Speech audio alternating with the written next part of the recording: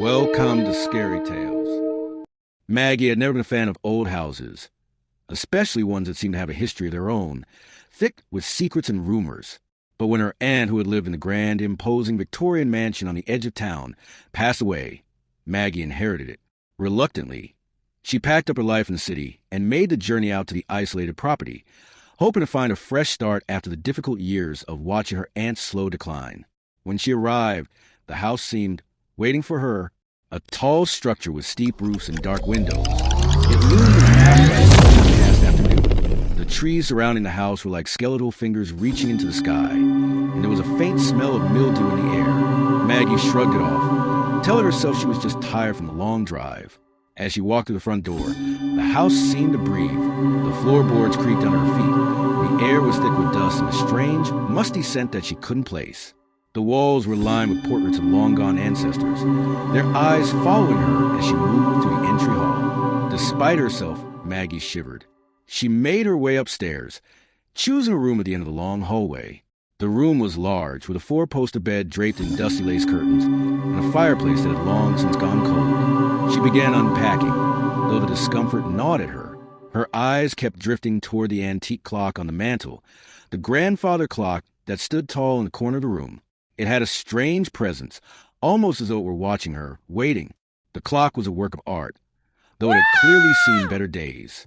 Its brass pendulum swayed slowly, though the hands were frozen at 11:58.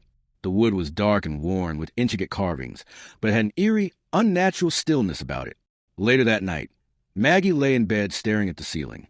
The wind howled outside, and rain began tapping against the window. She rolled over, feeling restless. Her mind kept turning to the grandfather clock. It stood in the corner of the room, perfectly still, its silence unsettling her. She couldn't stop thinking about it. There was something off about the way it had stopped.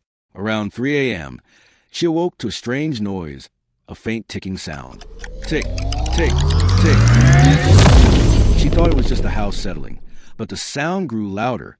Tick, tick, tick, as if a clock was ticking in the next room. But the clock in the room was motionless, its hands frozen at 11:58. Maggie's heart rate quickened as the ticking grew more pronounced, closer. And then it stopped. Maggie's breath caught in her throat. It was the silence that followed the ticking that was the most unnerving. The silence seemed to press against her chest, like it was alive, suffocating her.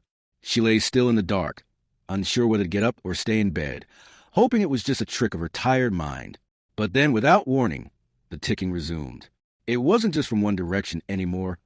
It was all around her. Tick, tick, tick.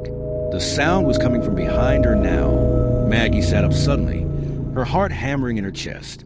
She grabbed her flashlight and, trembling, got out of bed. She made her way slowly toward the parlor downstairs, her flashlight flickering and casting eerie shadows against the walls. As she entered the parlor, the grandfather clock was there in the corner, still motionless as ever. But the ticking, it was so loud, it was as though the house itself was alive with the sound. Then, the ticking abruptly stopped. Just like that, Maggie froze. She glanced at the clock. 11:58, it hadn't moved. She turned, half expecting to see someone or something standing there, but the room was empty. She swallowed hard, heart racing. She was about to leave when she noticed something even stranger. There was an unusual chill in the air. She could see her breath as she exhaled, a thin mist curling in the dim light of her flashlight. She approached the clock again, her fingers hovering over it. As she touched the cold wood of the clock's casing, the sound stopped entirely. The room went deathly still. A gust of wind slammed into her back, sending her stumbling forward. She spun around, but there was nothing behind her. The door to the parlor slammed shut with a loud bang. The air felt thick, oppressive. Then, a deep, growling whisper rose from the shadows in the corners of the room. Maggie's skin prickled, her pulse quickening as she tried to move, but her legs felt like lead. She couldn't breathe. The whispering was getting louder, more urgent. She couldn't make out the words, but the tone was sharp, almost mocking. Suddenly, the grandfather clock chimed, but it wasn't the soothing, deep sound of a traditional clock. It was a sharp, discordant noise that vibrated in her bones, ringing out once at the strike of midnight. Tick, tick, tick. But this time, the hands on the clock moved. Backwards. Maggie's heart lurched. The hands of the clock crept slowly, moving in the wrong direction. A grotesque reversal of time. Her breath caught in her throat as she backed away, unable to tear her eyes away from the clock. It seemed as though the room itself was warping around her, stretching and contracting as if reality itself were unraveling. Then a low voice, deep and guttural, spoke. It wasn't in any language Maggie recognized, but it felt familiar. It felt wrong. She tried to scream, but no sound came from her lips. The shadows seemed to shift, forming into a tall figure. It was too tall, its body stretching unnaturally, its face obscured by darkness. The figure moved toward her, gliding through the room as if it were part of the darkness itself. Maggie tried to turn to run, but the door wouldn't open. It was as if the house itself had trapped her inside. Her breath came in short, panicked gasps. The shadows closed in on her, the whispering growing louder, more insistent. She could feel cold fingers brush against her skin. The figure stopped in front of her. It had no face, no discernible features, just a blank, empty void where its head should have been. And then it reached out with long, spindly fingers. "You shouldn't have touched it," the voice whispered, low and venomous. "You shouldn't have disturbed it." Maggie wanted to cry out, but her voice wouldn't work. Her body refused to move. The figure slowly, deliberately, reached for the clock, and then it stopped. The air grew still again. The shadows withdrew. Maggie dared to blink, and when her eyes opened, the figure was gone. The whispering had stopped.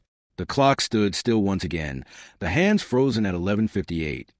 Maggie could still feel the lingering cold on her skin, the oppressive weight of something that had been there and was now not. Her wrist stung. She looked down and saw a deep scratch, red and fresh, where no scratch had been before. She turned to leave, but the house seemed different now. The whispers were gone, but something remained, waiting, watching. Maggie knew she would never be able to leave the house. Not entirely.